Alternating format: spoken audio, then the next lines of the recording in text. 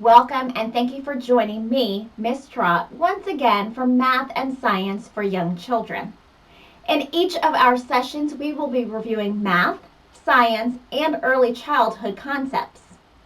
For this session, our goals are to understand the best practices for involving parents in children's science and math learning, apply concepts of data collection and data analysis to early childhood learning contexts, and practice integrated curriculum approaches of science and math through earthworm exploration and investigation.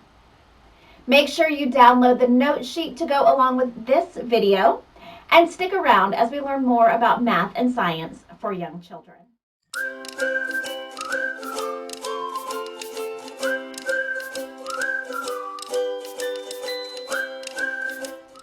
A great way for students to really get involved in science and math topics is by also involving their families and having that homeschool connection. Remember, this was also one of the developmentally appropriate practice principles. Ways you can do this are through newsletters, either printed or online, homeschool activities by having students bring items to school to extend that learning, as well as having extension activities that can be done at home. You can have parent helpers, parent and family events, and also documentation of science learning that can then be shared with the families. Our math focus is data analysis. Data analysis involves comparisons and generalizations, and then analyzing the data to make sense of it and learn something new. There are a few different types of developmentally appropriate forms of representing data. An object graph allows children to literally see the answer when comparing sets to discover which has more. Because objects can be of different sizes, it is important for children to place them in rows or boxes on a grid for easy comparison. So maybe we have a large grid on the floor and children take off their shoes and put them in the grid where they can actually see the objects that they're comparing. A pictograph is a more abstract representation of an object graph.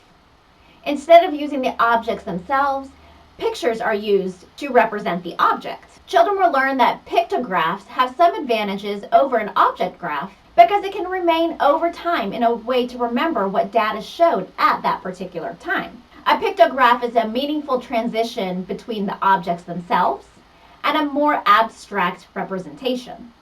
When dealing with young children, we often overlook the fact that for authentic problem solving to take place, there must be an authentic problem, one whose solution is not obvious or predetermined. Collecting data is not an end in itself.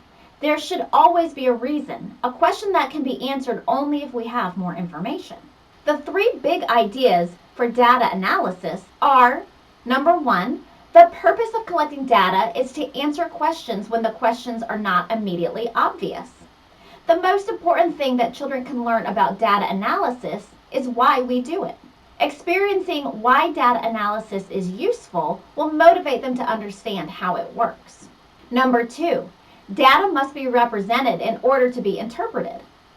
And how data is gathered and organized depends on the question. Understanding this idea comes with experience and requires adult scaffolding and thoughtful guidance. The third, it is useful to compare parts of the data and to draw conclusions about the data as a whole. Comparing the data and drawing conclusions is what allows us to learn something new and makes the entire process of data analysis meaningful to children. In this session, you will be completing exemplar activity to go along with the life science and investigating earthworms. Children will observe live earthworms and notice the different parts of their bodies and other characteristics, including their appearance, movement, and behavior. As they investigate different features of the worms, they make comparisons between themselves and these fascinating invertebrates. Children learn about the important role that worms play in nature. They communicate their questions and discoveries and record their observations through drawings. The underlying science concepts learned by investigating earthworms are that earthworms have unique features that help them live in their environment, and earthworms play a vital role within the soil ecosystem. Use your exemplar activity guide and review the engage, explore, and reflect parts to help guide you through this experiment. Once you finish, Make sure you're able to answer the questions about what did you learn about earthworms? How is an earthworm's body the same or different from yours? And would you like to be an earthworm? Why or why not? To continue learning about earthworms, choose one of the ideas for further exploration to complete. A little bit of background knowledge about earthworms are that earthworms do not have nose, eyes, or ears to gather sensory information about their environment. They feel their way through the soil with their bodies. They are sensitive to vibrations. The worm's body is divided into segments, and some types of worms have over 100 segments. The underside of the earthworm has small little bristles that help them move and sense their environment. Earthworms breathe through their skin, and they must stay moist to avoid drying out. It is only found that an adult earthworm plays an important role in reproduction. Earthworms are neither male nor female. Each individual has both male and female reproductive parts. When two worms mate, they fertilize each other and both will lay eggs. Earthworms play many very important roles in maintaining healthy soil. Earthworms help in the process of decomposition by breaking down dead organic matter. They do so by ingesting the organic matter and excreting castings, releasing essential nutrients back into the soil. They also help aerate the soil by burrowing underground, creating tunnels for air and water to pass through. It's good to remember that sometimes teachers who have negative attitudes towards certain creatures, like worms, will deal with those aversions and fears around the children that they teach so they can help them explore their worlds.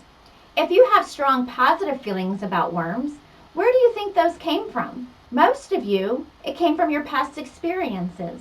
It's not necessary for every teacher to love every type of creature, but you do need to be aware of your own bias and not pass negative attitudes on to children. When people do have phobias and fears, we need to have empathy and gain understanding of their perspectives. Teachers play a crucial role in shaping children's ecological perspective and appreciation for nature. Children will learn to love and know the natural world only through interaction with adults who show respect and love for it. We cannot assume that this will happen if we as adults do not serve as models.